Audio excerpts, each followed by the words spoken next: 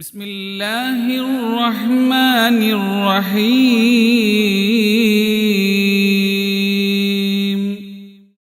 അല്ലാഹുവിന്റെ റസൂലിന്റെ ഒരു മനുഷ്യൻ വന്ന് ചോദിക്കുന്നു, ജാഅ റജുലൻ ഇലൻ നബിയ്യി സല്ലല്ലാഹു അലൈഹി വസല്ലം, നബി സല്ലല്ലാഹു അലൈഹി വസല്ലമ തങ്ങളെടുത്തു വന്നു, എങ്ങനെയുള്ള പെണ്ണിനെയാണ് ചെറുപ്പക്കാരാ ഞാൻ നിങ്ങൾ വിവാഹം കഴിക്കേണ്ടത്? ജാഅ റജുലൻ ഇലൻ നബിയ്യി സല്ലല്ലാഹു അലൈഹി വസല്ലം, നബി തങ്ങളെടുത്തു വന്ന് ചോദിച്ചു, ഇന്നി അസബതു ഇംറഅതാ, നബിയെ ഒരു പെണ്ണിനെ കണ്ടുമുട്ടി നബിയേ,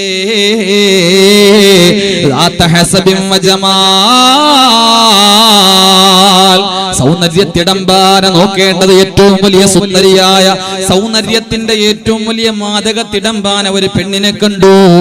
ഇന്നഹാ ലാ തലിദു യാ റസൂലല്ലാഹ്, ഇന്നഹാ ലാ തലിദു യാ റസൂലല്ലാഹ്,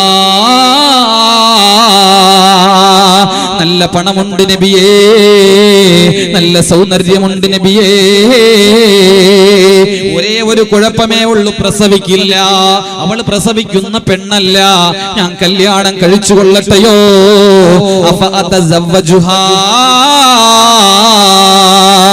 അല്ലാഹുവിന്റെ റസൂല് പറയുന്നത് എന്തെന്നറിയോ?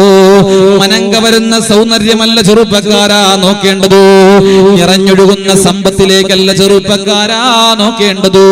പെണ്ണ് കെട്ടാൻ പോകുമ്പോ നീ ലക്ഷ്യം വെക്കേണ്ടത് എന്തെന്നറിയോ? ഒരു കല്യാണത്തിന്റെ, ഒരു ദാമ്പത്യ ജീവിതത്തിന്റെ ഏറ്റവും വലിയ 4 ലക്ഷ്യങ്ങൾ നമ്മൾ ഇവിടെ പറയും ഇൻഷാ അല്ലാഹ്. അല്ലാഹുവിന്റെ റസൂലിനോട് ഈ സ്വഹാബി വന്ന് ചോദിക്കുന്നു, ഞാൻ കല്യാണം കഴിച്ചു കൊള്ളട്ടെയോ? എനിക്ക് വല്ലാതെ ഇഷ്ടപ്പെട്ടു നബിയേ. അല്ലാഹുവിന്റെ റസൂല് പറഞ്ഞില്ല, വേണ്ട. അവൾ എത്ര സൗന്ദര്യവതിയാണെങ്കിലും എത്ര വലിയ സമ്പത്തിന്റെ ഉടമയാണെങ്കിലും അവളെ കല്യാണം കഴിക്കല്ല സ്വഹാബാ. അല്ലാഹുവിന്റെ റസൂല് പറഞ്ഞു, തസവ്വജൂ അൽ വദൂദൽ വലൂദ്. എങ്ങനെയുള്ള പെണ്ണിനെ എന്നറിയോ വിവാഹം കഴിക്കേണ്ടത്? നല്ല കുടുംബത്തിൽപ്പെട്ട നല്ല പണ്ഡിതനായ സ്വാലിഹായ 5 വഖ്ത് നിസ്കാരമുള്ളവന്റെ പൊന്നുമോള്. ഇന്നൊരു വീട്ടിൽ ഞാൻ ദുആ ചെയ്യാൻ പോയി, 19-ാം തീയതി കല്യാണമാണ്. എന്റെ കൂടെ വന്ന അബ്ദുറഹ്മാൻ എന്ന് പറയുന്ന പ്രിയപ്പെട്ടവന്റെ സഹോദരന്റെ പൊന്നുമോളുടെ കല്യാണം. 22 വയസ്സുള്ള പൊന്നുമോളാണ്. എല്ലാ വിദ്യാഭ്യാസവും കൊടുത്തു ദീനിയായിട്ട് വളർത്തി 19-ാം തീയതി കെട്ടിച്ചു വിടുകയാണ്. അല്ലാഹുവേ, ആ ദാമ്പത്യ ജീവിതത്തിൽ എല്ലാ ഖൈറുകളും നൽകണേ അല്ലാഹ്. മക്കളെ നല്ലവണ്ണം വളർത്തണം സഹോദരങ്ങളെ. അങ്ങനെ നല്ല സ്വാലിഹായ മനുഷ്യന്റെ മകളോ, നല്ല കുടുംബത്തിൽപ്പെട്ട മകളോ, നല്ല ദീനുള്ള പൊന്നുമോളാണ്. അവള് ഖുർആൻ ഓതുന്നവളാണ്. അങ്ങനെ നല്ല പെണ്ണുങ്ങളോ അല്ലാഹുവിന്റെ റസൂൽ കൂടുതൽ വിശദീകരിച്ചു കൊണ്ട് പറയാ, തസവ്വജൂ അൽ വദൂദൽ വലൂദ്. കൂടുതൽ പ്രസവിക്കുന്ന പെണ്ണുങ്ങളെ നീ കെട്ടണം, കൂടുതൽ പ്രസവിക്കുന്ന പെണ്ണുങ്ങളെ വേണം നീ കല്യാണം കഴിക്കാൻ. അതെങ്ങനെയാ അറിയുക നബിയേ? ആ പെണ്ണിന്റെ ഉമ്മ ഒരുപാട് പ്രസവിച്ച പെണ്ണായിരിക്കും, അതാണ് അതിന്റെ തെളിവ്. ആ പെണ്ണിന്റെ ഉമ്മ 6, 7, 8 മക്കളുള്ള ഉമ്മയാണെങ്കിൽ ആ മോള് നല്ല പ്രസവിക്കുന്ന പെണ്ണാണ്. അങ്ങനെയുള്ള കുടുംബത്തിൽ പോയി പെണ്ണ് കെട്ട് സ്വാലിഹായ പെണ്ണിനെ നോക്കിയിട്ടു. എന്തിനാണ് ഇത് റസൂലുള്ള പറഞ്ഞതെന്നറിയണ്ടേ? ശേഷം അല്ലാഹുവിന്റെ റസൂല് പറയാ, ഫഇന്നീ മുകാസിറു ബികുമുൽ ഉമമ യാ സ്വഹാബാ. നാളെ ഖിയാമത്ത് നാളിലുണ്ടല്ലോ, എന്റെ സമുദായം ഇങ്ങനെ നിറഞ്ഞു കവിഞ്ഞ് മഹ്ശറയിൽ നിൽക്കുന്നത് കൊണ്ട് ഞാൻ അഭിമാനം പറയും സ്വഹാബാ. അതെനിക്ക് വല്ലാത്ത സന്തോഷമാണ്. ഒരു കുടുംബത്തിൽ ഒരുപാട് മക്കളുള്ള ഐശ്വര്യമുള്ള കുടുംബമാണ്. അതുകൊണ്ട് അങ്ങനെയുള്ള പെണ്ണിനെ കെട്ടി സ്വാലിഹത്തായ പെണ്ണൊരു വീട്ടിൽ വന്നാലാണ് നമ്മുടെ മക്കൾ നന്നാവുകയുള്ളൂ. രണ്ട് പ്രവാചകന്മാരിൽപ്പെട്ട പ്രവാചകന്മാരിൽ ഒരു പ്രവാചകന്റെ പൊന്നുമോന് വഴിപിഴച്ചു പോയി. നിങ്ങൾക്കറിയോ? അത് ബഹുമാനപ്പെട്ട നൂഹ് അലൈഹിസ്സലാത്തു വസ്സലാമാണ്. ജലപ്രളയമുണ്ടായി, വെള്ളം ഇങ്ങനെ മുങ്ങിത്താഴുകയാണ്. വെള്ളത്തിൽ മുങ്ങിത്താഴുന്ന പൊന്നുമോനെ കപ്പലിലോട്ട് കേറുമോനെ എന്ന് പറഞ്ഞപ്പോ ഇല്ല വാപ്പാ ഞാൻ കേറില്ല എന്ന് പറഞ്ഞ് മാറിപ്പോയ പൊന്നുമോൻ നൂഹ് നബിയുടെ പെണ്ണിനെ പറ്റിയിട്ട് ഖുർആൻ പറഞ്ഞോൾ മോശമായ പെണ്ണാണെന്നോ. അത് നൂഹ് നബിയുടെ കുറ്റമല്ല, പ്രവാചകന്റെ മകനായതുകൊണ്ട് സ്വാലിഹായില്ല. അവിടെ ഉമ്മ ചീത്തയായപ്പോ മകൻ ചീത്തയായി പോയി. ഏത് വീട്ടിലെ മക്കള് കുഴപ്പക്കാരാണോ ആ വീട്ടിലെ ഉമ്മാക്ക് കംപ്ലൈന്റ് ഉണ്ടാകുമെന്നാണ് പരിശുദ്ധ ഇസ്ലാം പഠിപ്പിക്കുന്നത്. എന്റെ പെങ്ങള് ചിന്തിക്കുന്നുണ്ടാകും ഞങ്ങൾ നല്ലവരല്ലേ ഉസ്താദ്, 5 വഖത്ത് നിസ്കരിക്കുന്നവരല്ലേ ഉസ്താദ്. എന്റെ പെണ്ണേ 5 വഖത്ത് നിസ്കരിച്ച് തഹജ്ജുദിന് നീ പൊട്ടിക്കരഞ്ഞു ദുആയിരുന്ന നിന്റെ വീട്ടിലെ ഒരു പൊന്നുമോനും വഴിപിഴച്ചു പോവില്ല. ഇന്ന് വാതിന് വേണ്ടിയിട്ട് ഇന്നലെ രാത്രി 12 മണിക്ക് വീട്ടിൽ നിന്നിറങ്ങിയപ്പോ എന്റെ ഉമ്മ കട്ടിലിൽ നിന്ന് ഇങ്ങനെ കരയാണ്. എന്റെ ഉമ്മ മോനെ വല്ലാത്ത രോഗമാണല്ലോ ദുനിയാവാകെ വ്യാപിച്ചിരിക്കുന്നത്. ട്രെയിനിലല്ലേ പൊന്നുമോനെ ഇത്രയും ദൂരം നീ പോകുന്നത്? ഈ രോഗമെങ്ങാനും പടർന്ന് പന്തലിച്ചാൽ എന്ത് ചെയ്യുമെന്നോർത്ത് കരഞ്ഞു പോവുകയാ.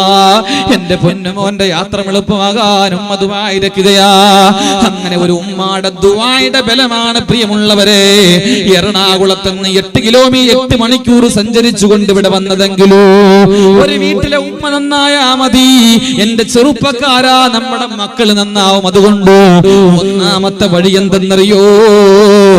നമ്മുടെ മക്കള്, നമ്മുടെ വീട്ടിലെ പെണ്ണുങ്ങള് നന്നാവലാണ്, അവർക്ക് ദീനുണ്ടാകലാണ്. അതുകൊണ്ട് വിവാഹങ്ങൾ നടക്കുമ്പോ ആഡംബരത്തിന്റെ വിവാഹങ്ങൾ വേണ്ട. കാസർഗോട്ടുകാരാ, രാഖി രാമായണം പന്തല് വലിയ പന്തലുണ്ടാക്കിയിട്ട് കോടാനുകോടി ചെലവഴിച്ചിട്ടു പൊന്നുമോളെ വിവാഹം കഴിക്കുന്ന വാപ്പമാര്, വിവാഹം കഴിച്ചു വിടുന്ന വാപ്പമാരുടെ ശ്രദ്ധയ്ക്ക് ലിഫ്റ്റിക്ക് ഇട്ടുകൊണ്ട് നീ നിന്റെ പൊന്നുമോളെ കെട്ടിച്ചു വിട്ടാ അതിലുണ്ടാകുന്ന മോന് സ്വാലിഹാവില്ല. ചെറുപ്പക്കാരാ, നമ്മുടെ മക്കള് വഴിപിഴച്ചു പോകുന്നതിന്റെ കാരണങ്ങൾ ഇതൊക്കെയാ. ആ കല്യാണങ്ങളെ ഹറാമാണ്. ചുണ്ടിൽ ലിഫ്റ്റിക്കും തേച്ച് മുടിയെല്ലാം സ്ട്രൈറ്റ് ചെയ്ത് ബൗ ചെയ്ത് ഔറത്തിന്റെ പ്രകടമായ ഭാഗങ്ങളെല്ലാം വെളിയിൽ കാണിച്ച് അവസാനം ഒരു സ്റ്റേജ് ഷോയുണ്ട്. വലിയ ലക്ഷക്കണക്കിന് രൂപ മുടക്കിയിട്ട് പന്തല് കെട്ടിയിട്ട് പെണ്ണിനെ കൊണ്ടുപോയി വ്യഭിചാരം പോലെ പ്രദർശിപ്പിക്കുന്ന വാപ്പമാരുടെ കാസർഗോഡ് ജില്ലയുടെ മുന്നില് എന്റെ പ്രിയമുള്ളവരെ പറഞ്ഞു തരികയാ, ഹറാമാണ്, ഹറാമാണ്. അല്ലാഹുവിന്റെ റസൂല് പറഞ്ഞതെന്തെന്നറിയോ? റസൂല് പറഞ്ഞതെന്തെന്നറിയോ? 3 പെൺമക്കളെ കെട്ടിച്ചു വിട്ടാൽ സ്വർഗമാണ്, സ്വർഗമാണ് സ്വഹാബാ,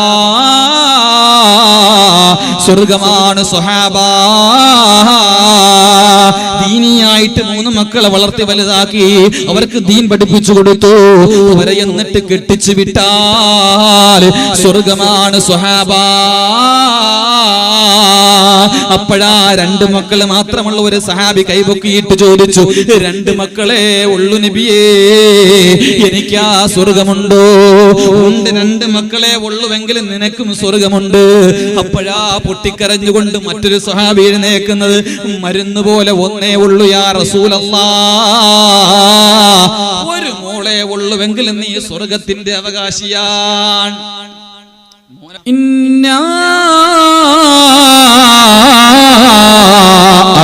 أعطيناك الكوثر فصل لربك وانحر إن شانئك هو الأبتر.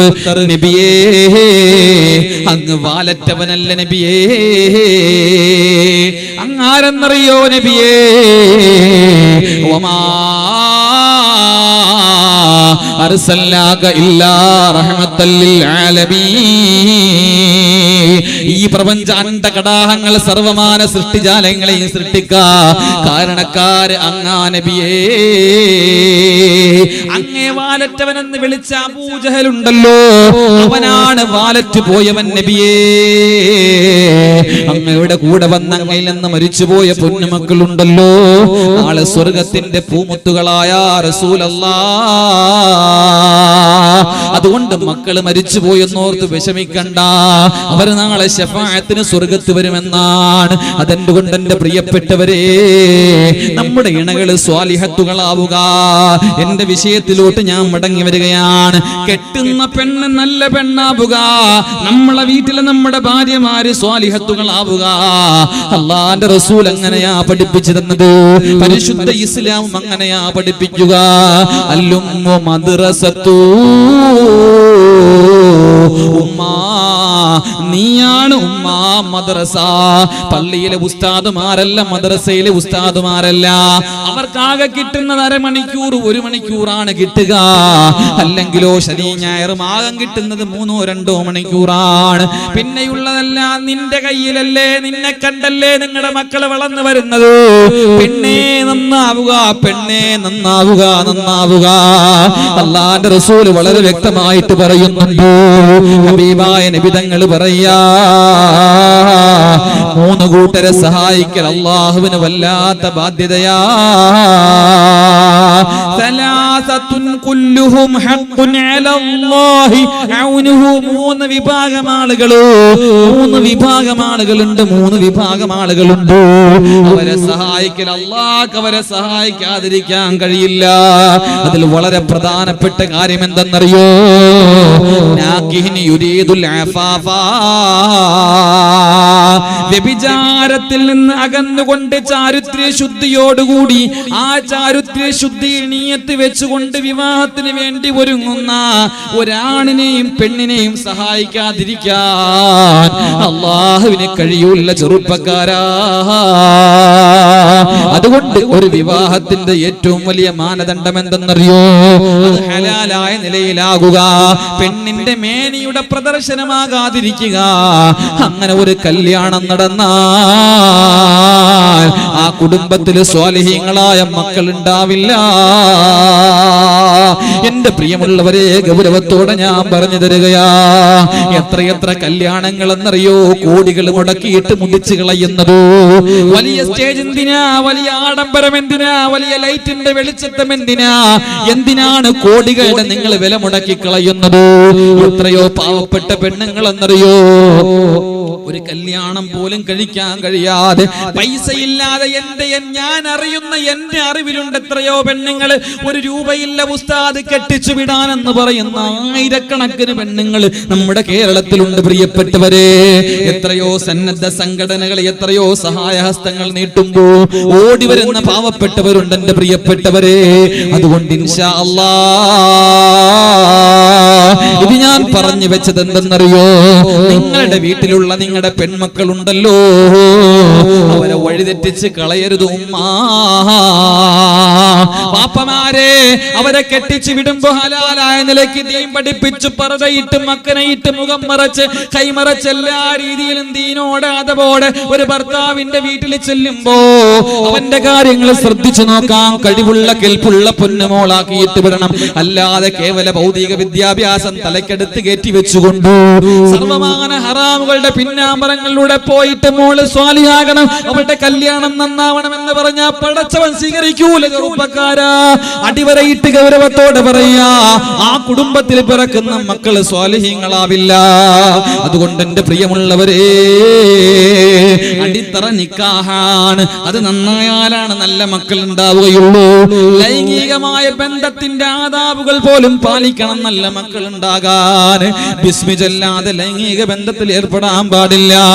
അവിടെ മുതൽ ഇങ്ങനെ തുടങ്ങുകയാണ് ഇസ്ലാം. ഒരു നല്ല മകൻ ഉണ്ടാകണമെങ്കിൽ ചുമ്മാ ഉണ്ടാവൂല. ഉണ്ടാവില്ല. വെറുതെ അള്ളാഹു ഹാഫിളായ മകനെ തരില്ല, വെറുതെ അള്ളാഹു ആലിമായ മകനെ തരില്ല. നിന്റെ മകൻ നിന്റെ ഭാഗ്യമാണ് വാപ്പാ, നിന്റെ മകൾ നിന്റെ ഭാഗ്യമാണ് വാപ്പാ. അതിന്റെ വില നിനക്കറിയില്ല. 3 മക്കളുണ്ട് ഉസ്താദ്. ഒരാള് ദുബൈയിലാണ്, ഒരാള് സൗദിയിലാണ്, ഒരാള് മസ്കറ്റിലാണ്. 4 മക്കളുണ്ട് ഉസ്താദ്. വീമ്പ് പറയും, വീമ്പ് പറയും, വീമ്പ് പറയും, വീമ്പ് വല്ലാത്ത വീമ്പ് പറയും. പറയണ്ട പൊന്നുമോനെ, നീ അഭിമാനം നടിക്കേണ്ടത് എപ്പോഴെന്നറിയോ? നീ മക്കളെ കൊണ്ട് അഭിമാനം നടിക്കേണ്ടത് എപ്പോഴെന്നറിയോ? നാളെ സ്വർഗത്തിന്റെ വരാന്തയിൽ നീ വല്ലാതെ വിജൃംഭിച്ച് കലുഷമായ വല്ലാത്തൊരവസ്ഥയിൽ നിൽക്കുമ്പോ നിന്റെ പൊന്നുമോ നിന്റെ കയ്യിൽ വന്ന് പിടിക്കും. വാപ്പാ വാപ്പാ സ്വർഗത്ത് പോകാം വാപ്പാ എന്ന് പറയുന്ന ഒരു പൊന്നുമോനാണ് നിനക്കുള്ളതെങ്കിൽ അഭിമാനത്തോടെ നിനക്ക് പറയാം, എന്റെ പൊന്നുമോനാ അല്ലാ. ആ സമയത്ത് നിനക്ക് അഭിമാനിക്കാം. വല്ലാത്ത രംഗമാണ് സഹോദരാ. മക്കൾ നിങ്ങളുടെ സ്വർഗമാണ്, മക്കൾ നിങ്ങളുടെ നരകവുമാണ്. ശ്രദ്ധിച്ച് കേട്ടോ, അടിവരയിട്ട് കേട്ടോ. മക്കൾ നിങ്ങളുടെ സ്വർഗമാണ്, മക്കൾ നിങ്ങളുടെ നരകവുമാണ്. മക്കളെ മക്കളെ മക്കളെ നിങ്ങൾ കേട്ടോ, നിങ്ങൾ കേട്ടോ. മക്കളെ നിങ്ങളുടെ സ്വർഗം നിങ്ങളുടെ വാപ്പയും ഉമ്മയുമാണ്. നിങ്ങളുടെ വാപ്പയും ഉമ്മയും നിങ്ങളുടെ സ്വർഗമാണ്, നരകവുമാണ്. എങ്ങനെയാ സ്വർഗമാവുക, എങ്ങനെയാ നരകമാവുക? ഇൻഷാ അല്ലാഹ് കടന്നു വരികയാ വിഷയത്തിന്റെ വല്ലാത്ത പ്രസക്തമായ ഭാഗങ്ങളിലേക്ക് കടന്നു വരികയാ.